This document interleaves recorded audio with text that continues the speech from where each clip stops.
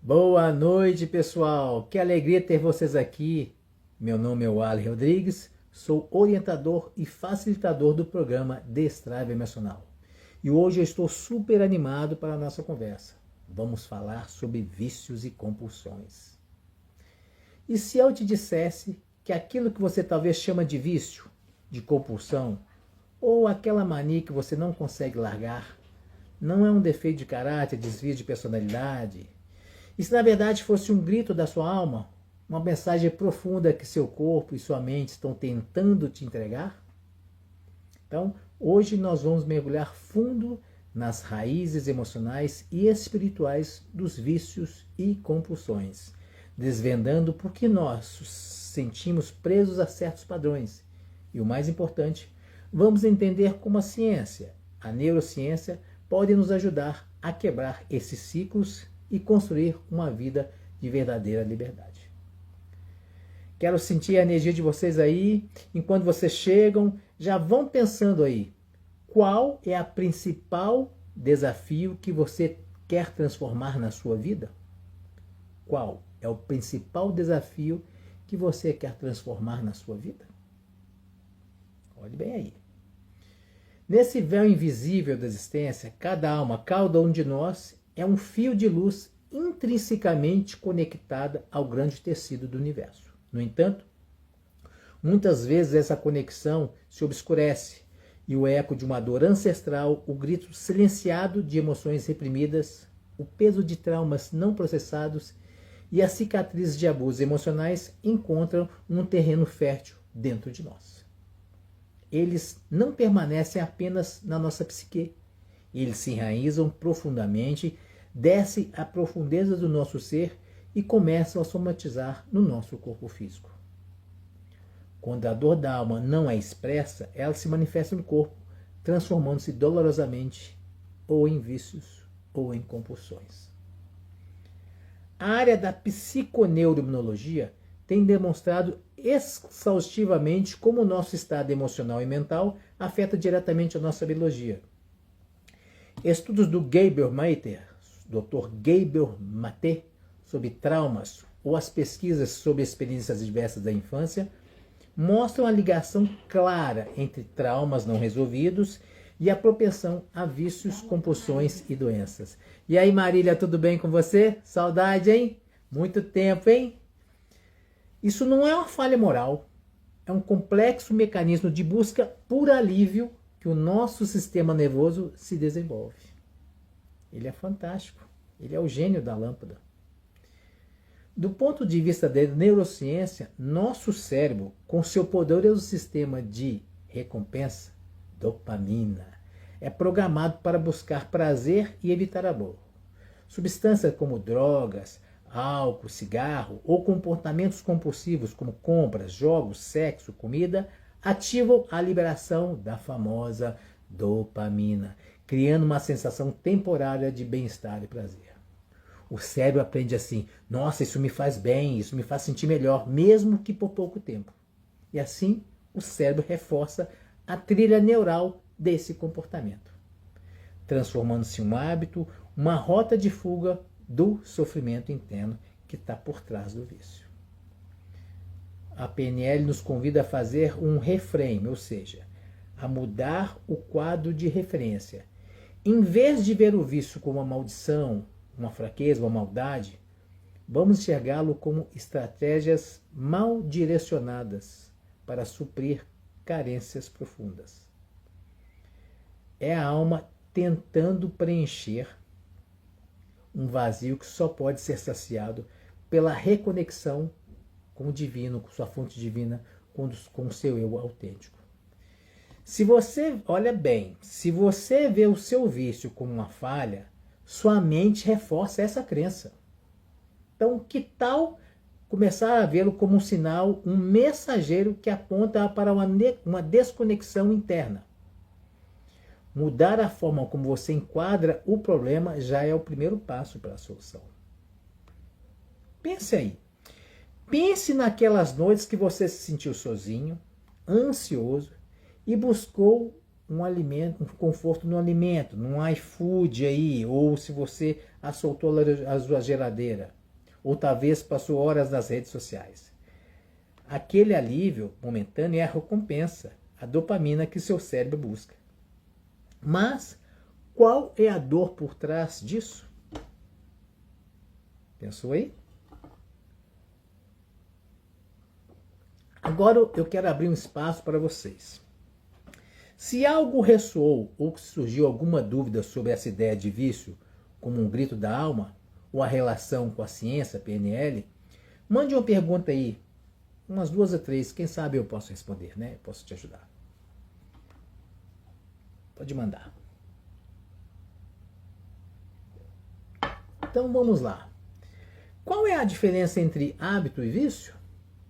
O hábito é um comportamento que se tornou automático através da repetição. Ele muitas vezes ele é neutro ou até benéfico para a nossa vida.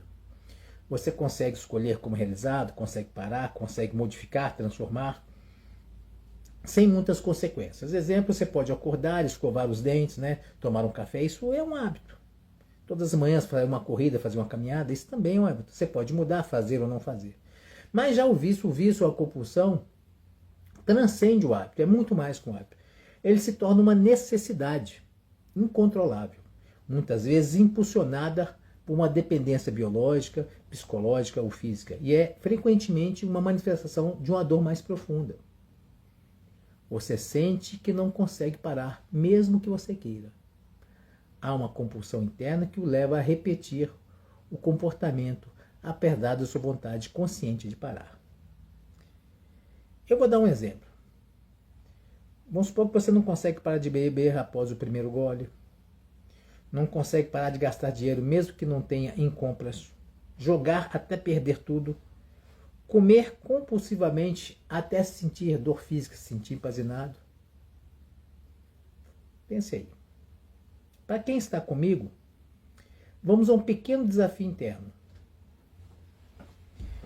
Pense numa situação na sua vida que você buscou algo externo para preencher ou aliviar um vazio, uma dor. Pode ser uma comida de conforto, comprar alguma coisa sem necessidade, mergulhar nas redes sociais por hora, sem prestar atenção no que está rolando. Não precisa compartilhar, só identifique se alguma coisa dessa já aconteceu com você. Então, se identificou, digite aí consciência aí nos comentários. Saber se esse fato já ressoou em você. Então, lembre-se aí, o vício não é o problema. É a tentativa de solução para uma dor mais profunda. Ele é um mensageiro. A PNL nos ensina que podemos mudar o significado que damos a essas coisas. E isso muda nossa experiência da realidade. A alma que busca por refúgio na bebida, por exemplo, muitas vezes carrega um fardo de dor tão profunda que a lucidez se torna insuportável. É um anseio por alívio, por uma pausa no turbilhão interno do sofrimento, muitas vezes uma tentativa de anestesiar ou de fugir da realidade, dos sentimentos, dos problemas. O álcool, no contexto espiritual, age como um véu temporário, um falso néctar que promete o esquecimento e a dormência da sensibilidade.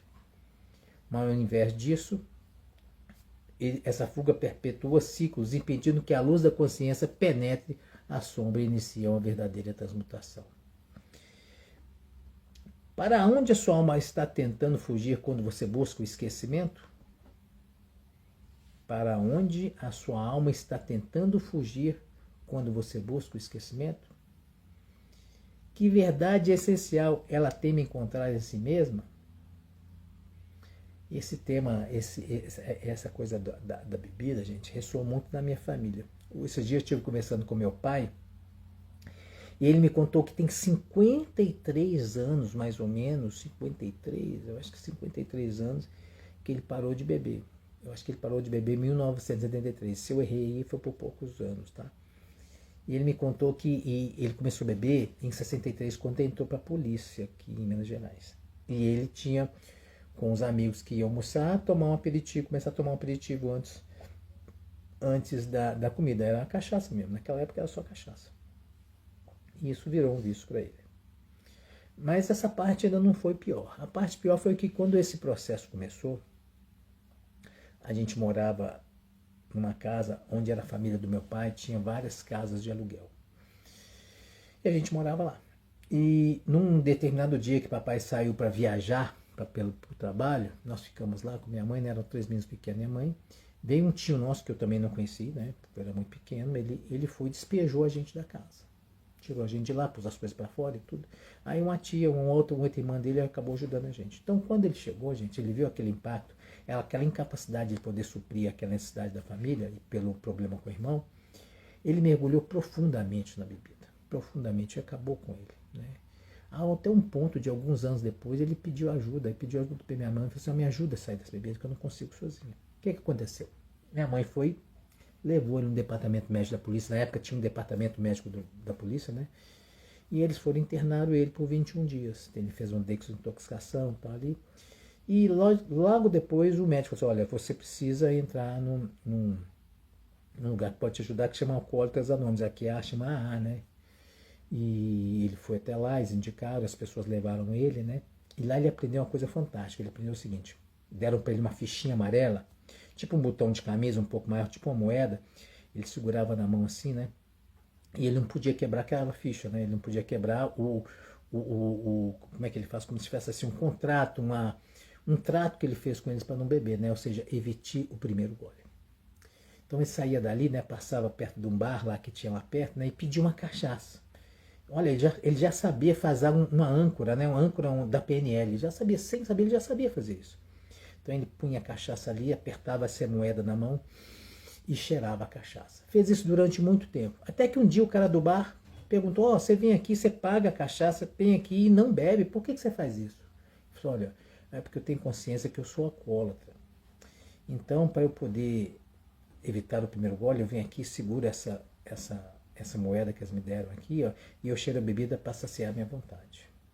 Olha que fantástico. Ele já criou aí um outro caminho neural para substituir aquele caminho que era o vício. Aí ele aprendeu uma coisa lá fantástica, que ele sempre fala aqui em casa, o seguinte: oração da serenidade. Ele sempre fala, isso ficou gravado na minha mente por muito tempo. Deus, concedei-me a serenidade para aceitar as coisas que eu não posso modificar. Coragem para modificar aquelas que eu posso. E sabedoria para distinguir uma das outras. Olha que fantástico. Ele já sabia sair fez ancoragem e conseguiu sair. Isso é muito fantástico, né? Já a busca pela droga sob uma ótica espiritual pode ser entendida como a ânsia por uma experiência transcendental, ou seja, a busca de aliviar, de abrir um portal e sair do outro lado, por uma conexão de vida normal que parece não oferecer. É a ilusão de que o êxtase químico pode substituir a autêntica comunhão com o divino ou a transcendência da própria consciência. A droga oferece um atalho para a expansão da percepção, mas é um caminho que leva a um beco sem saída, mascarando a sede genuína por uma conexão espiritual mais profunda e autêntica. A sede da nossa alma por algo mais, por uma experiência que vai além do cotidiano, que preenche um vazio essencial, ou que proporcione uma sensação de unidade e plenitude que falta na realidade percebida. Para algumas pessoas, a droga traz a promessa de uma unidade e pertencimento, a ilusão de que está conectado a algo ou alguém, mesmo que momentaneamente. Imagine se a sua alma pudesse se conectar diretamente com a fonte, com Deus, com a fonte do amor e do conhecimento. Ela ainda sentiria a necessidade de buscar a transcendência em artifícios externos? O que essa busca por mais realmente esconde? O que ela esconde, né? Qual a dor que ela esconde? A busca desenfreada por sensações efêmeras, por exemplo, como mesmo a droga, o sexo, a compulsão por compras, por jogos, é um eco da alma que tenta preencher uma ausência palpável. É a ausência do amor próprio, do amor incondicional, de conexões genuínas que nutrem o espírito, ou de um propósito da alma que dê sentido à nossa existência. Essas compulsões tornam-se rituais vazios, repetições mecânicas de um ciclo que promete plenitude, mas somente entrega apenas um vazio ainda maior após aquela efêmera satisfação. A energia vital destinada a manifestar o potencial divino é dissipada em fugas que não levam a lugar algum. É uma busca incessante para preencher um buraco que parece não ter fundo e que nunca vai ser tampado por coisas externas. Por mais que você tenha compulsões, por mais que você compre as coisas, mesmo que não utilize, seu guarda-roupa está cheio de coisa e você continua, você tem que perceber que tem alguma coisa por trás. E ele só será preenchido quando houver a conexão profunda com o seu eu interno, com quem realmente você é. Cara, é simplesmente a aceitação quem você é, a sua vida como você veio. Então eu vou te perguntar, qual vazio em sua essência você está tentando preencher com esses seus impulsos? O que o medo, da inquietude, da introspecção impede que você descubra sobre a sua própria capacidade de amar e ser amado verdadeiramente? O que isso está fazendo te esconder? Eu lembrei esses dias, cara, de uma coisa fantástica, né? E eu tinha uma compulsão por roer unhas, e tive isso por décadas. Só que eu achava que era uma coisa simples, né? Eu não cortava unha, eu não fazia unha, eu cortava com os dentes, assim. Fiz durante muito tempo, décadas de vida. Assim, como é que uma programação de décadas de vidas pode ser resolvida? Esse é o projeto do Destrave Emocional. Então, o que eu fiz durante um bom tempo? Eu revisitava minhas histórias, ressignificava elas, acompanhava elas, e sem perceber como você buscava uns outros caminhos, outras soluções, essa apareceu. Olha só, eu não sabia que roer as unhas era um ato de cortar as garras para não arranhar alguém, porque de repente em algum momento da minha vida ou fui repreendido pela mãe, pelo meu pai, eu tive raiva deles, alguma situação, e ao invés de querer arranhar eles, eu roí as unhas. Era um ato de defesa, né? De não querer agredir. Então, nesse caminhar da minha história, de rever a minha história, ressignificar, de sensibilizá-la, cara, eu nunca mais roía. Quando eu percebi, minhas unhas já estavam grandes e eu corto unha a cada 15 dias. Isso nunca tinha acontecido. Eu roí as unhas por simplesmente o ato de roer. Mas foi fantástico, né? Já a comida, que deveria ser fonte de nutrição e prazer, torna-se um substituto para o acolhimento da própria alma e para a nutrição espiritual. A compulsão alimentar é o grito silencioso de uma alma que tenta preencher um vazio existencial, ou emocional com o físico. É a busca incessante por um consolo que só pode ser encontrado por amor próprio, por aceitação, na cura de feridas emocionais. O alimento, nesse contexto, é um abraço fugaz que a alma tenta dar a si mesma, mas que não alcança as profundezas da dor que clama por atenção. Então, que fome real olha só, gente, que fome real sua alma sente que a comida não consegue saciar? Você está disposta a olhar para o vazio interior e a nutrir essa parte de você com compaixão e presença, ao invés de buscar um preenchimento externo? Olha que fantástico. A boa notícia, gente, é que o nosso cérebro possui uma capacidade incrível chamada neuroplasticidade. Isso significa que mesmo que seu cérebro tenha criado trilhas neurais para os vícios e compulsões, ele pode criar novas trilhas para novos caminhos e novas saídas. É como uma estrada que está já difícil, esburacada, a gente cria um atalho, uma estrada nova. As pesquisas mostram que práticas como meditação e a terapia comportamental são capazes de literalmente remodelar as áreas cerebrais relacionadas ao autocontrole e à regulação emocional. Para promover essas mudanças, a neurociência aponta para a importância de interromper o ciclo do hábito. E o que é isso? Gatilho, rotina e recompensa. Se o gatilho é o estresse, que leva ao vício, a rotina é o vício. Precisamos substituir essa rotina por algo mais saudável que ofereça uma recompensa similar, ou seja, sempre a dopamina. Aqui a autorregulação emocional é uma opção. Precisamos aprender a sentir as emoções sem fugir delas, permitindo que o nosso córtex pré-frontal, responsável pelo planejamento e tomada de decisões, assuma o controle do sistema límbico, as emoções. Na PNL, acreditamos que todo comportamento tem uma intenção positiva por trás, mesmo um vício. A intenção é sempre atender a uma necessidade. Sua alma busca sempre por conforto, conexão e alívio. Então pergunte, qual a intenção positiva por trás desse comportamento, por trás desse vício que eu quero mudar? O que ele tenta me dar? O que ele tenta me avisar? Ao identificar a intenção, podemos buscar outras formas mais saudáveis e alinhadas com a sua verdade e poder satisfazê-la. Uma técnica simples é que eu te falei aqui, ó, é a ancoragem, que eu falei do meu pai no vício da bebida. Vou dar um exemplo.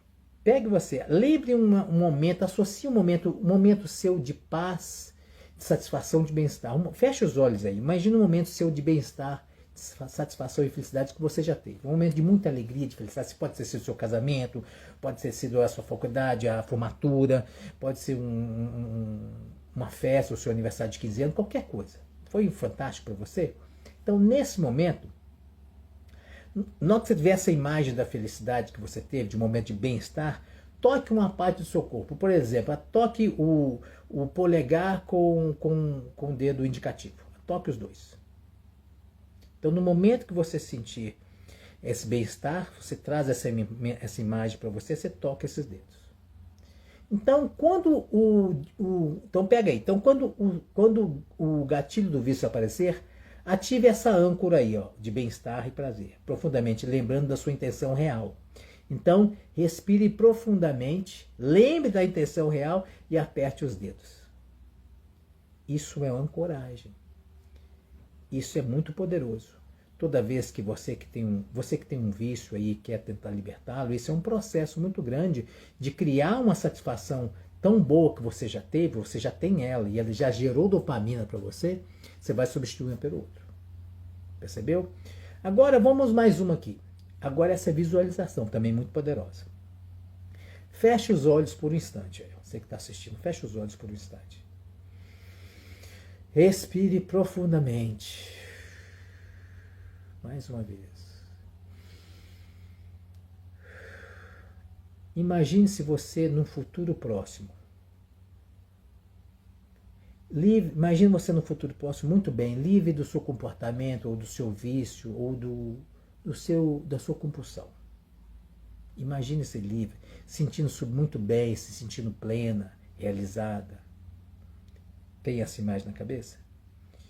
O que você vê nesse futuro próximo? Imagine-se você lá, feliz e bem, bela, sem compulsão alguma, sem vício algum. Como você se vê? O que você ouve? O que você sente em seu corpo? Se veja como você quer estar no futuro.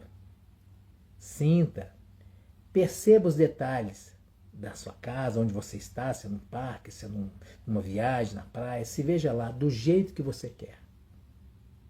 Com bastante detalhe. Sinta, viva essa cena. Isso é uma ferramenta poderosa para programar seu cérebro para o sucesso.